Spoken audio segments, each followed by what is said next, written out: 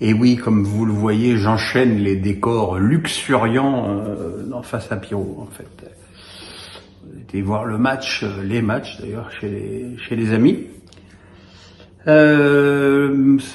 Cette journée, cette troisième journée, enfin ce début de cette troisième journée de Ligue des Champions a commencé par le très net succès de Monaco sur l'Étoile Rouge de Belgrade, avec pourtant une première période extrêmement pénible pour une équipe de Monaco qui était totalement hors du coup, qui était molle, qui ne parvenait pas à enchaîner les passes et à se créer des occasions. Face à une équipe qui pourtant, à l'évidence, était 4-5 étages en dessous d'elle. Minamino a ouvert le score avec pas mal de réussite. Après, une erreur de Singo et de Kerrer a provoqué un penalty où l'Étoile Rouge a égalisé. Et juste à la fin de la première mi-temps, Mbolo a récupéré un mauvais renvoi pour donner un avantage pas forcément mérité à ce moment-là du match à la SM. Et puis en seconde période, au fil des minutes, et même franchement très rapidement, l'Étoile Rouge a explosé comme un popcorn physiquement. Et voilà, plus ça allait, pire c'était. Et les Monégasques ont évidemment enchaîné les buts. Ils auraient même pu en mettre plus. On notera quand même ce troisième but exceptionnel de Singo d'une frappe de 30 mètres pleine lunette. Et puis après, voilà, il y a eu encore un but de Minamino et un joli but d'Akliouche pour finir ce match.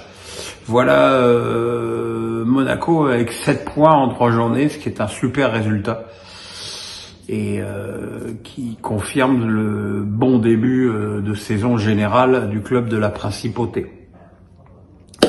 On ne peut pas en dire autant du PSG qui a concédé le match nul au Parc des Princes contre une équipe du PSV Eindhoven d'un bon niveau athlétique, mais enfin qui a quand même pas eu dans le jeu une ambition folle, si ce n'est de suivre le jeu tellement lisible de ce PSG, tellement je l'ai déjà dit, Hakimi, Dembélé, Vitinha, Zaïre Emery, Nuno Mendes, Barcola, Nuno Mendes, et on recommence. Finalement, c'est pas très dur à défendre, surtout quand une équipe qui n'a aucun impact dans l'axe de son attaque. Alors, je veux bien que Colomboigny était incertain, je veux bien que Ramos soit blessé, mais on peut pas marquer en Ligue des Champions avec Kangligui, puis Asensio dans une position de faux avant-centre en plus, quoi. C'est bien gentil cette tactique, mais à l'évidence, on le voit dès que le PSG tombe contre une équipe d'un niveau défensif correct et qui met un impact athlétique de bonne facture, eh ben il se passe plus rien. Il se passe plus rien. Dans ce match, finalement, qu'est-ce qu'on a vu? On a vu Hakimi, voilà. Hakimi qui a remonté les ballons, qui a tiré, qui s'est créé des occasions, qui a tiré à l'arrière du poteau, qui a tiré au-dessus, qui a égalisé sur une frappe, une bonne frappe qui est passée entre les jambes de Benitez, un peu masqué au départ. Ça a répondu à l'ouverture du score de Noah Lang d'un tir sec au premier poteau. Mais voilà, c'est insuffisant. C'est insuffisant. Et quand on sait, depuis le tirage au sort, que le groupe du PSG est un groupe terrible, le PSG ne pouvait pas faire l'économie d'une victoire au parc contre un adversaire de la dimension du PSV Eindhoven, surtout après avoir perdu à Arsenal. C'est donc une grosse contre-performance qui hypothèque peut-être déjà les chances de qualification en direct du PSG. C'est déjà plus que probable, mais même une place de barragiste, il va falloir faire autre chose dans les prochains matchs pour espérer y parvenir. Voilà, c'est quand même une déception de voir ce PSG qui, encore une fois, comme je l'ai malheureusement trop souvent dit depuis que Luis Enrique est là, s'auto-caricature à accumuler les passes. Alors c'est très bien, c'est joli d'avoir 65% de possession de balle, mais pour en faire quoi?